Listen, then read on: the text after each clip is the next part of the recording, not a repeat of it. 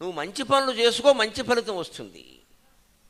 ఒక తప్పు చేయొచ్చు, మనం ఆలోచిద్దాం. దయచేసి తప్పు చేయని వాడు లోకంలో లేడు. తప్పు చేయడం మానవ సహజం. చేసిన తప్పు దిద్దుకోవడం మహాత్ముల లక్షణం. తప్పు చేసి చేయలేదని వారించడం మూర్ఖత్వం.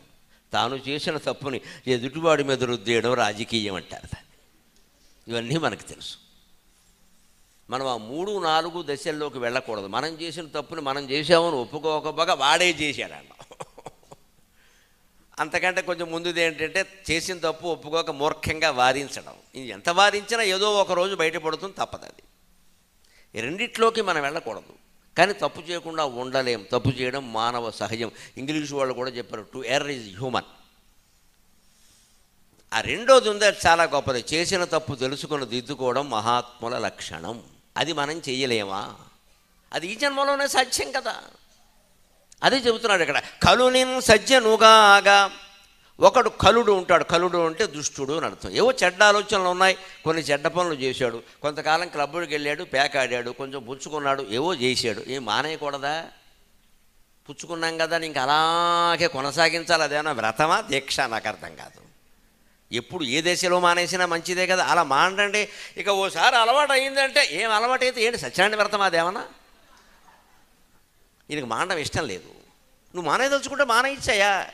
పైగా అంటాడు మనకు అలా దాగుడు వల్ల చాలా నష్టపోయేవరా అనవసరంగా. అంటే వాడు ఏడుస్తున్నట్టు, ఎలాగే ఏడుస్తూ డబ్బులు పోయి తాగుతూనే ఏడుస్తున్నట్టు. డబ్బులు పోయి ఊరంతా అప్పులు చేసాం అన్నట్ట. ఎందుకురా అన్ని అప్పులు చేసామంటే తాగడానికే అన్నట్ట. అప్పులు చేసింది తాగడానికే. తాగేం చేశాడంటే మళ్ళీ అప్పులు చేశాడు ఇక్కడ. మరి ఏదో మానేయచ్చు కదా, మానండి. పైగా వాడు ఏమంటాడు, మనకి అలా రాసిపెట్టి ఉందే, రాసి ఉంటే తప్ప ఏది రాదు.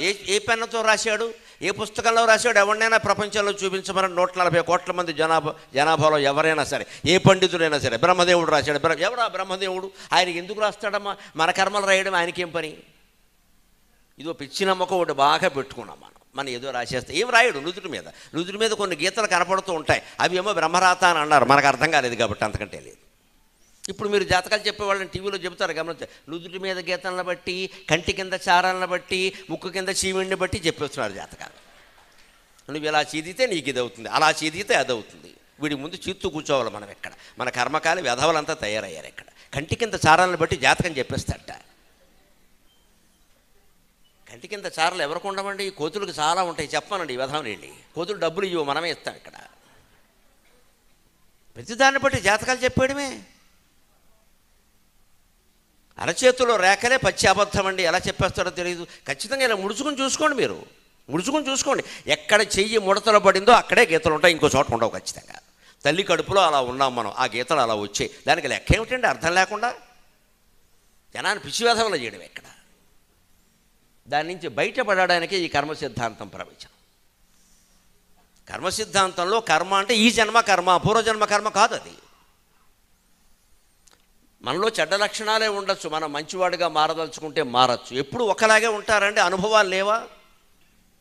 ఒక అలవాటు వల్ల ఆరోగ్యం పాడైంది. డాక్టర్ గారు చెప్పాడు, అబ్బాయి ఇంకో గ్లాసు పుచ్చుకున్నామంటే క్యాన్సర్ అన్నాడు ఆయన. అప్పుడైనా మానేకూడదా? ఏమైతే అయింది నేను పుచ్చుకో, ఏమైంది అదే అవుతుంది. ఏమవుతుంది ఏంటి? ఆ పొగరు. ఇదే కరుణిన్ సజ్జనుగాగా. సత్కర్మము ఉజ్వల నిష్ఠానిధి వైభజింపు. మంచి పనులు ఉజ్వలమైన నిష్ఠతో చెయ్యవయ్యా. వయస్య అంటే మిత్రమా అని అర్థం. ఓ మిత్రమా, పద్యాలు వింటున్నావు కదా, మంచి పనులు పనిగట్టుకుని నిష్ఠతో చేయవయ్యా. ఎందుకు మార్పు రాదో చూద్దాం. ఉజ్వల నిష్ఠానిధి వైభజింపుము వయస్య వాంఛిత అర్థాప్తికి. నువ్వు కోరిన వాంఛిత అర్థ ఆప్తికి, నువ్వు కోరిన కోరికలు తీరాలి అంటే మంచి పనులు చేయవయ్యా పనిగట్టుకుని. కలునిన్ సజ్జనుగాగా. అప్పుడు దుర్మార్గుడు కూడా సజ్జనుడే అవుతాడు, లోకంలో కీర్తి పొందుతాడు ఖచ్చితంగా. ఇప్పుడు ఎవరైనా మంచి పనులు బాగా చేశారు కదా, సమాజ సేవ అన్నీ చేసి దాన ధర్మాలు చేసి మంచి పేరు తెచ్చుకుంటే, మనం పూర్వం చేసిన ఏమైనా తప్పులున్నా క్షమిస్తుంది సమాజం. పోలేండే చింతనలో ఏదో చేసాడు ఇవన్నీ ఇప్పుడు మాట్లాడతారండి, ఇప్పుడైనా ఎలా ఉన్నాడు అసలు అంటారు వెంటనే. అది చాలు కదా. చిన్నప్పుడు ఏదో ఒక ముద్ర పడిందని ఇంకా పడిన ముద్ర చెరిగిపోదురా అని అలాగే ఉండిపోవాలండి. నీ ముద్ర నువ్వు జరుపుకోవచ్చు. మూర్ఖజను సంఖ్యావంతునింగాగా. ఎంత మూర్ఖుడైనా పండితుడవుతాడు. 4 పుస్తకాలు చదివితే, 4 ప్రవచనాలు వింటే, 4 దగ్గర పెద్దవాళ్ళ దగ్గర కూర్చుంటే పెద్దవాళ్ళు అవుతారు. వృద్ధోపసేవయా విజ్ఞానం. విజ్ఞానం పొందాలి అనుకున్న వాళ్ళు చదవకపోయినా సరే, శాస్త్రాలు చదవకపోయినా సరే, చదువు రాకపోయినా సరే, చదువు మీద ఆసక్తి లేకపోయినా సరే, ఒక్క పని చేయండి. మీ ఇంట్లో ఉండే అమ్మమ్మ తాతయ్య, మా అమ్మ తాతయ్య వాళ్ళ పాదాల దగ్గర రోజుకు ఒక అరగంట కూర్చొని వాళ్ళని మాట్లాడమనండి. మీకు అపూర్వమైన విజ్ఞానం వస్తుంది. అపూర్వమైన విజ్ఞానం వస్తుంది. వాళ్ళ జీవితమే పెద్ద శాస్త్రం. నువ్వు వేరే ఏం చెప్పక్కర్లేదు అక్కడ. ముఖ్యంగా మహిళల దగ్గర, పెద్ద వయస్సు 70 ఏళ్ళు దాటిన మహిళల దగ్గర కూర్చోగలిగితే వాడు వేరే పుస్తకం చదవక్కర్లేదని వాళ్ళ జీవితం మొత్తం చెప్పేస్తారు. వాళ్ళు బాగా సూక్ష్మ దృష్టి ఎక్కువ మహిళలకి. ఆ అనుభవంతోనే చెప్తారు. మా చిన్నతనంలోనే చూసామరా ఇలాంటి వాళ్ళని అని చెప్తారు. అది పైగా వాస్తవమైన ఉదాహరణ, అదేం కల్పితం కాదు. అది మన అమ్మమ్మ, మన మామ, మన అక్క, మన అమ్మ ఎవరైనా చెప్తారు. దాంతో మన జీవితాన్ని నిర్మాణం చేసుకోవచ్చు. మూర్ఖుడులా ఉండిపోవలసిన అవసరమేం లేదు ఇక్కడ. అంచేది మూర్ఖజనుణ్ణి సంఖ్యావంతుడు. సంఖ్య అంటే ఇక్కడ అంకెలు లెక్కలు కాదు, శాస్త్ర పరిజ్ఞానం అని అర్థం. పరిజ్ఞానం పొందాలంటే వృద్ధోపసేవయా విజ్ఞానం. భారతంలో యక్ష ప్రశ్నలో చెప్పిన మాట. పెద్దవాళ్ళని సేవించు, బోడు జ్ఞానం వస్తుంది. ఎందుకు అలా కూర్చుంటున్నావు? దాయలసన్ మిత్రులుగా. మనకు ఎవరితోనో కొన్ని శత్రుత్వాలు ఉన్నాయి, విభేదాలు ఉన్నాయి. అవి మరీ పెద్దవి, ఘోరమైనవి, నేరమైనవి అయితే వదిలేయి. కానీ చిన్న చిన్నవి చాలామందికి ఉంటాయి. అభిప్రాయ భేదాలు, అపార్థాలు. వారికి వీరికి ఈ మధ్యలో గ్యాప్ పెరిగిందంటారు. మన పత్రికల్లో ఏంటంటే విరామం పెరిగిందని రాసేయకూడదు. గ్యాప్ అంటే విరామం కాదు, అక్కడ అనువాదం జాగ్రత్తగా చేయాలి. గ్యాప్ అంటే అక్కడ అర్థం అపార్థాలు పెరిగాయి. ఇంగ్లీషులో ఏది ఉంటే అది ఇక్కడ రాసేయకూడదు. గుడిమెట్ల బంగారాజు అంటే టెంపుల్ స్టెప్స్ గోల్డెన్ కింగ్ అని రాసేయకూడదు. అది కాదు అనువాదం అంటే లెక్క. గ్యాప్. ఈ మధ్య నేను విని టీవీల్లో కొన్ని భాషలు ఆశ్చర్యపోతున్నా. ఆయన ఆనందానికి గురయ్యే పరిస్థితి. ఆనందానికి గురవడం ఏంటంటే ప్రమాదానికి గురైనట్టు. గురవడం అనే మాట ఎప్పుడు వాడతారు? యాక్సిడెంట్ అయితే వాడతారు. ఆయన ఆనందానికి గురయ్యాడు. ఆనందానికి గురవడం ఏంటి? వాడి కర్మ కాలిందా? ఆనందించే అవకాశం వచ్చిందని చెప్పాలి. అక్కడ ఆనందానికి గురవడం ఏమిటి? మరి ఇక్కడ ఎంతమంది కోలాహలంగా పండగ చేసుకునే పరిస్థితి, దాని పరిస్థితి అనరు, ఏడిస్తే అంటారు పరిస్థితి అని. ఇక్కడ కోలాహలంగా పండగ చేసుకునే అవకాశం అనాలి. అది అవకాశం, పరిస్థితి కాదు. అది ఆనందించేది ప్రతిదీ అవకాశం, బాధపడేది పరిస్థితి. రెండు తేడా లేదా? ఇక్కడ పెళ్ళయ్యే పరిస్థితి ఏమిటి? వాడు సంతోషంగా ఉంటే పెళ్ళైతే శుభకార్యం కదా. ఇదే అనువాదంలో తేడా. అందుకని దాయల సన్మిత్రులుగా ఆయనకి ఈయనకి మధ్యలో గ్యాప్ ఏర్పడింది. గ్యాప్ మనం ఎందుకు పరిష్కరించుకోకూడదండి? ఒక్కసారి మనం ఫోన్ చేస్తే సరిపోతుందమ్మా, వాళ్ళు సంతోషిస్తారు. వాళ్ళు చేయకూడదా అని మనం చేయకూడదా అని వాళ్ళు ఎప్పటికి తెమరాలి? ఇది కాస్త సహృదయం, విశాల హృదయం ఉంటే దాయల సన్మిత్రులుగా శత్రువులను కూడా మనం మిత్రులను చేసుకోవచ్చు. ఇవాళ స్మార్ట్ ఫోన్ ఉంది తేలిగ్గా. పోనీ మాట్లాడడానికి ఇబ్బంది, ఏదో ఓ సందేశం పెట్టు, నువ్వంటే నాకు చాలా ఇష్టం, ఏమనుకోక, ఏదో పొరపాటున అన్నాను, ఏమనుకోక అక్క అని ఒక్క మాట పెట్టు, వెంటనే అక్క మన ఇంటికి వచ్చేస్తుంది. పెద్ద విషయం అది. ఇది మన పని వల్ల అవుతోంది ఇక్కడ. ఇదే సత్కర్మ. నీ చేతిలో మైత్రిని పెంచుకునే విధానం, నువ్వు సజ్జనుడుగా ఉండే విధానం, నువ్వు ఎన్నో సాధించే విధానం ఉండగా ఎందుకు మిత్రమా మోసపోతున్నావు ఇలాగా? పూర్వజన్మ కర్మ అంటే వీటి నీకే ఇప్పుడు కర్మ, ఇప్పుడు చెయ్యి, ఎవరొద్దన్నారు? చాలా మనం గంటలు చర్చలు చేస్తామండి, చర్య తీసుకోమండి. మన బలహీనతే మొత్తం అంతా అది.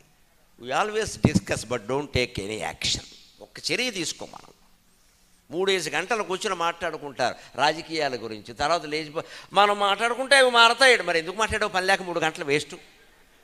పైగా ఈ మాట్లాడిన పెద్ద మనిషి ఓటు వేయడు, ఇంట్లో కూర్చుంటాడు. ఇక్కడ వీడు ఓటు వేయడు, రాజకీయాలు మారతాయి. ఇక్కడ ఎలా మారతాయి? రాజకీయాలను మొత్తం మార్చే సామాన్యులు ఎంత ప్రతిభావంతులు 2 రాష్ట్రాలు నిరూపణ చేసేసేయండి. అనుమానం వల్ల 2 రాష్ట్రాలు బాగా నిరూపణ చేసేసాయి. వాళ్ళంతా అంతంత ఓటింగ్ వేసిన వాళ్ళందరూ చదువురాని వాళ్ళేనమ్మా. చదువు వచ్చిన వాళ్ళకంటే వాళ్ళేనయ్యం. వాడు చేసేది ఏదో చేసాడు, ఊరికి చర్చలు చేస్తూ కూర్చోాలి. ఈ మేధావులంతా చేసే పని ఏమిటంటే సూర్యాపేటలో అరుగుల మీద కూర్చొని చర్చిస్తారు. ఓటేడు ఇక్కడ ఓటేసే సమయానికి సూర్యాపేటలో భార్యాపేట వెళ్ళిపోతాడు వీడు. నువ్వు చేయవలసింది చేయాలి కదా. అదే సత్కర్మ. నీ బాధ్యత ఏదో నువ్వు చేయి. మారితే మారుతుంది, లేకపోతే లేదు.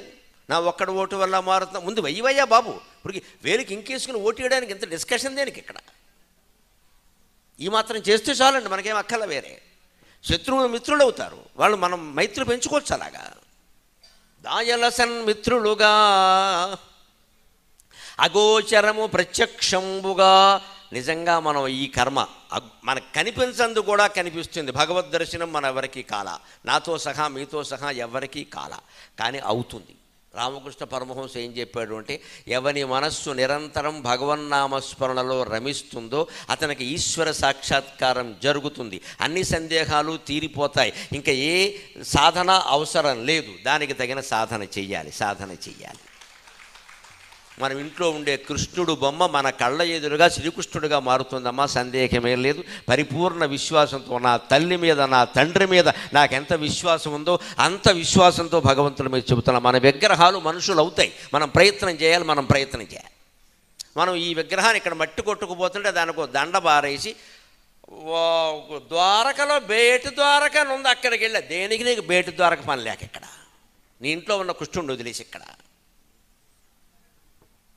అక్కడికి వెళ్ళి మనం ఏం చేస్తామంటే, అక్కడ ఏమిటి కుచేలుడు కృష్ణుడికి అటుకులు పెట్టేట, అందుకని అందరి దగ్గర బియ్యం జల్లిస్తున్నాడు. అదో పెద్ద వ్యాపారం అయిపోయింది, బియ్యం వ్యాపారం అయిపోయింది. అక్కడ పెద్ద ఉయ్యాల్లో ఉంటుంది, వెళ్ళడం బియ్యం జల్లడం. బియ్యం తింటారా అంటే కృష్ణుడు అటుకులు తిన్నాడు కానీ బుద్ధి లేదు, అటుకులు దొరకలా బియ్యం జల్లుతారు అంతే. అందువల్ల ఏమైంది, చివరికి కృష్ణుడు బెచ్చగాడు అయ్యాడు.